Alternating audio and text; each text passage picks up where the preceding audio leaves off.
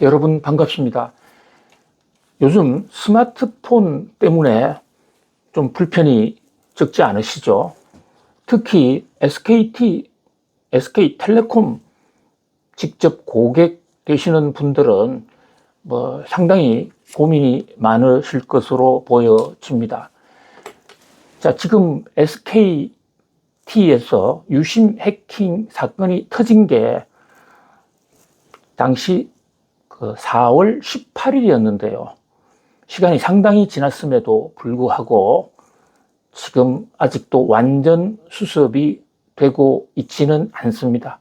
물론 지금까지 초대형 금융사고가 터져서 한국 금융 시스템이 무너졌다든지 돈을 엄청나게 털렸다든지 이런 보고는 나오지 않아서 천만다행입니다. 그런데 보통 해킹 사건의 경우에 해킹을 해간 그 도둑들이, 해커들이 그 정보를 바로 사용을 하지 않는다라는 점에서 자기들이 그 정보를 충분히 비밀을 풀고 또 사회적으로 좀 경계심이 뜸한 어느 일정 시간을 기다렸다가 시간차 공격을 하는 그런 종류의 패턴을 놓고 볼 때 언젠가 터질 수도 있다. 그런 공포는 완전히 불식되지 않고 있습니다.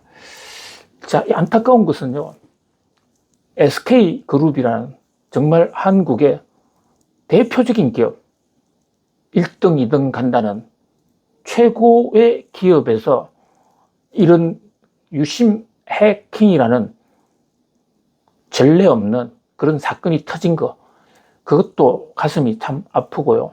그에 못지않게 더 지금 좀 이것은 안타까우면서 화가 나는 게 왜 이렇게 수습을 잘 못하느냐, 왜 이래 우왕좌왕 하느냐.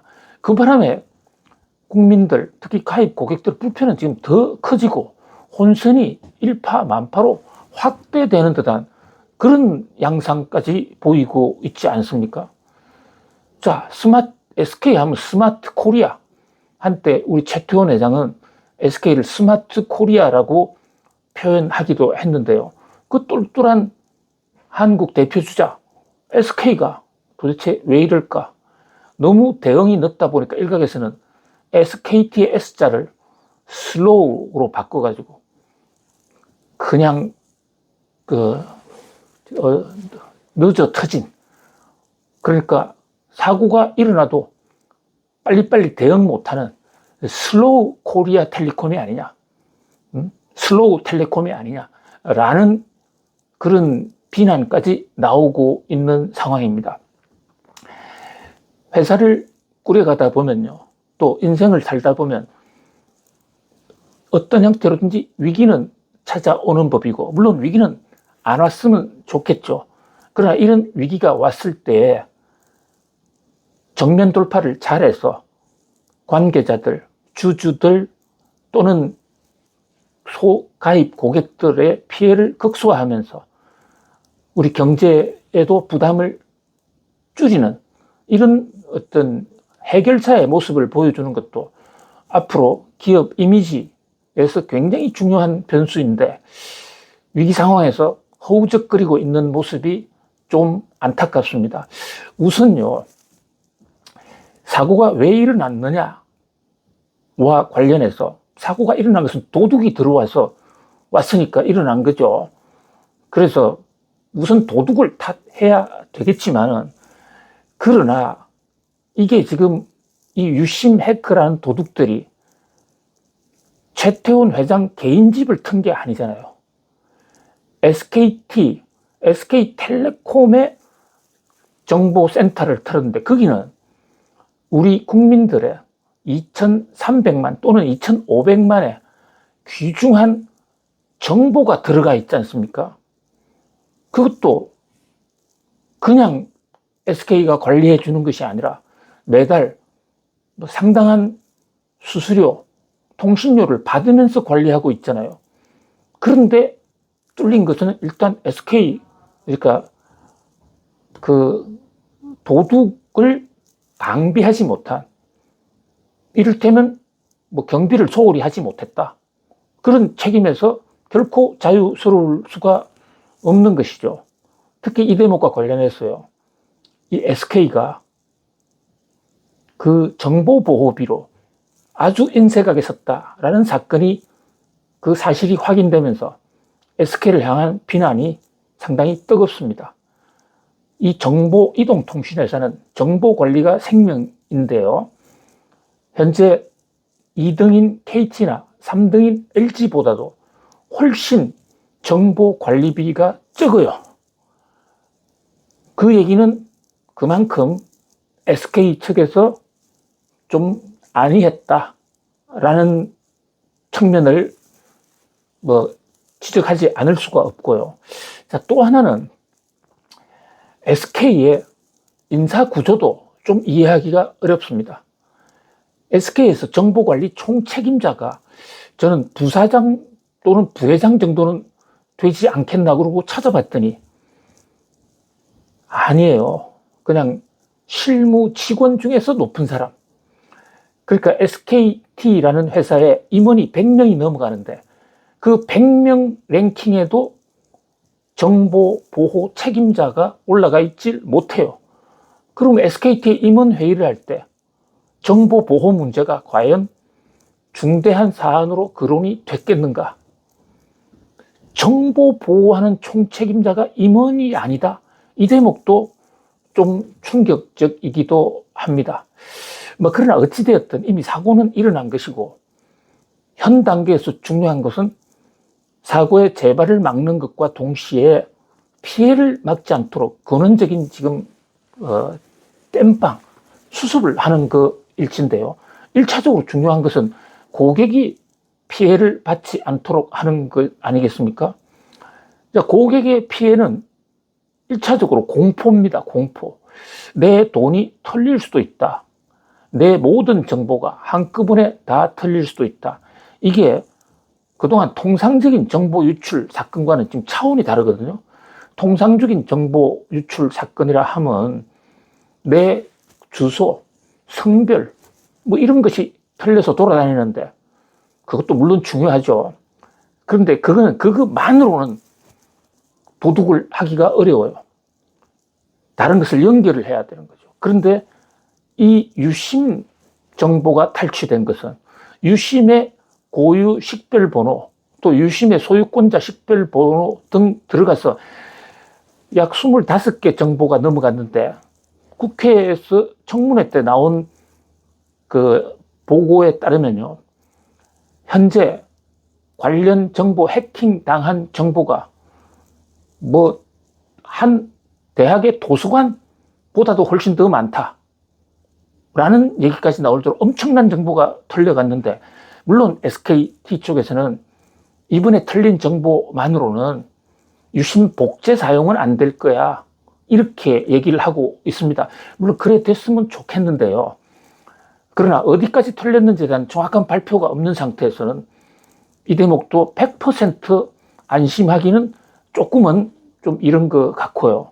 또 서로 일부 정보가 털리지 않아서 복제가 없다고는 하지만 이 해킹의 구조로 볼 때요. 한두 개를 뚫었을 경우에 그것을 이용해서 2차, 3차를 또 뚫을 수도 있는 것이거든요.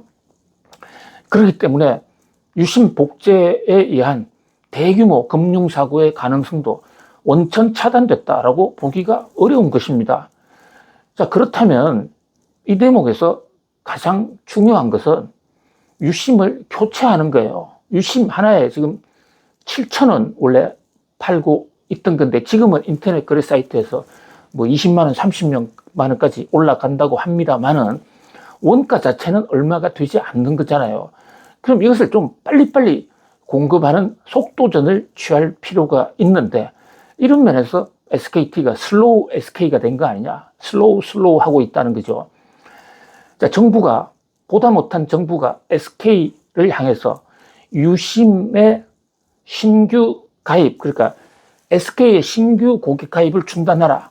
그렇게 조처를 했는데요. 이것도 그나마 권고사항입니다. 강제할 수가 없어요. 왜 정부가 이런 칼까지 뽑고 나섰냐면요. 지금 유심이 적잖아요. 그러면 있는 고객들 보안을 생각해서 그쪽에다가 유심 공급을 집중해야 될 텐데 자기들 SK의 점유율 떨어지는 걸 방지하기 위해서 오히려 다른 회사 쓰는 사람들의 번호 이동을 유도해서 그 사람들이 넘어올 때 거기다가 유심, 재고 유심을 우선적으로 배정하고 있다. 뭐 우선적은 아니지만 거기에 상당수를 배정하고 있다. 이것은 도덕적으로나 지금 여기 불이 났는데 불은 안 끄고 다른 불 안 난 곳에 거기 물 뿌리는, 그러니까 피해자 입장에서는 더 화가 나는 그런 안타까운 겁니다.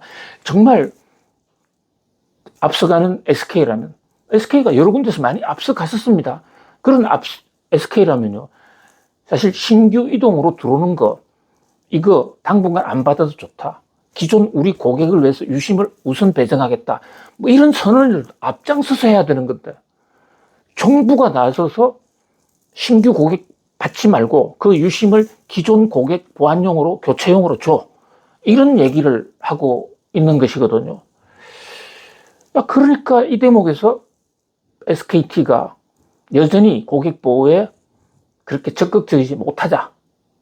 지금 정부의 조처가 나왔는데 이게 권고 조처인데 이 대목도 좀 강력하게 선제적으로 한 걸음 더 나아가서 우리가 하겠습니다. 이래야 되는 거 아닙니까? 자꾸 소극적인 행보를 보이다 보니까 최근에 블라인드에 이상한 글이 하나 올라왔었죠. 부인 교체하는 데는 2조 원 이상을 엄청난 돈을 쓰면서 유심 교체하는 데는 왜 그렇게 소극적이냐. 물론 이거 사생활과 연결시키는 거 옳지 않아요. 그런데 오죽했으면 이런 얘기 나오겠냐. 그런데 이 대목에서 SK의 대응은 더 황당합니다. 국회 청문회에 따르면요, 이런 글이 올라오니까 그 블라인드 글을 차단하려고 방송통신심의위원회에다가 사람을 보내서 정보를 내려달라. 그래서 정보를 내렸다는 거 아닙니까? 그게 국회에서 문제가 돼서 국회의원들이 왜 내린 근거가 뭐냐? 질타를 하는 바람에 오히려 이게 지금 사회적 유행어가 되어버렸습니다. 배우자 교체하는데 2조 쓰면서 유심 교체를 아끼려고 그런다. 정말 이런 식으로 평가가 이어지면요, 그동안에 쌓아왔던 정말 좋은 이미지, 우리나라 HBM 반도체 같은 건 최태원 회장이 우리나라의 선구자로서 얼마나 큰 한국 경제에 기여를 많이 했습니까? 그런데 그게 한순간에 수포로 돌아갈 수도 있는데도 여전히 지금 SK텔레콤은 선제적인 조처가 별로 없습니다. 또 하나 문제가 지금 개인 고객의 이 유심 해킹 사태와 관련한 이 공포, 금융 계좌 탈취의 공포를 해소할 수 있는 방법이 가장 좋은 방법이 일단 유심 교체라고 말씀드렸는데 그게 유심이 2,500만 명을 다 가려면 현재 재고가 뭐 100만 개 있다나요? 이게 언제 다 갈 수가 있겠습니까? 좀 돈이 들더라도 전 세계를 시장을 좀 쫓아다닌다든지 밤을 새워서 생산하는 이런 모습을 좀 보여줄 필요가 있는데요. 그게 정 어렵다면 번호 이동하는데 위약금을 받으면 안 되죠. 물론 번호 이동하는데 위약금을 못 받게 되면 SK텔레콤의 재정 지출 좀 손실이 상당할 겁니다. 또 많은 SK 고객들이 번호 이동을 통해서 다른 데로 넘어가면 점유율 1등이라는 SK의 지위가 흔들릴 수도 있죠. 자, 그런데 그렇다고 해서 번호 이동이 지금 SK 약관 제44조에 국회에서 확인된 거지 않습니까? 44조에 회사에 기책 사유가 있으면 번호 이동에 위약금을 물지 아니한다라고 분명히 SK가 만든 약관에 그렇게 나와 있잖아요. 그런데 그것도 선언하지 않는다. 국회에서 많은 국회의원들이 여야 가릴 것 없이 위약금 안 받겠다고 선언하라고 그러니까 그거는 종합 검토해 보겠다고 그랬습니다. 계속해서. 그러니까 답답한 국회가요, SK 청문회를 한 번 더 열기로 했습니다. 그래서 최태원 회장을 불렀습니다. 왜냐? 위약금 면제가 최태원 회장이 승인해 주지 않기 때문에 이런 거 아니냐? 이렇게 오해할 수가 있잖아요. 사실 최태원 회장은 SK텔레콤 사건과 직접적인 관련은 없죠.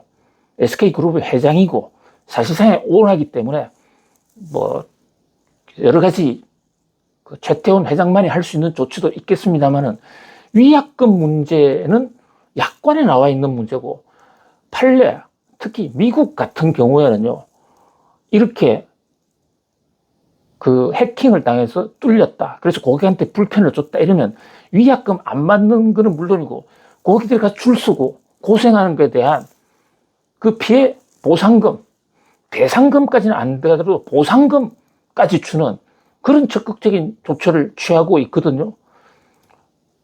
그래서 지금 위약금 문제에 대해서 계속 어정쩡한 입장으로 오래 끌면 결국 국회에 가서 국회의원의 강압에 의해서 위약금 면제를 선언할 수도 있고 또 안 할 수도 있는데, 그렇다면 위약금을 마금으로 해서 분호이동도 하지 말라. 그러면 또 주신 교체도 제때 못 해준다. 이러면 도대체 고객은 어떻게 이 위기를 탈출하라 얘기입니까? 한마디로 고객을 볼모로 잡고 있는 것이 아닌가. 그런 지금 안타까운 지적들이 잇따라 이어지고 있습니다. 자, 지금부터라도요, 좀 떠멜려서 하는 그런 조처가 아니라 선제적으로 SK다운, 슬로우 SK가 아니라 스마트 코리아의 SK답게 좀 선제적인 조치를 좀 취해 주었으면 하는 간절한 마음입니다. 자, 오늘도 감사합니다. 고맙습니다.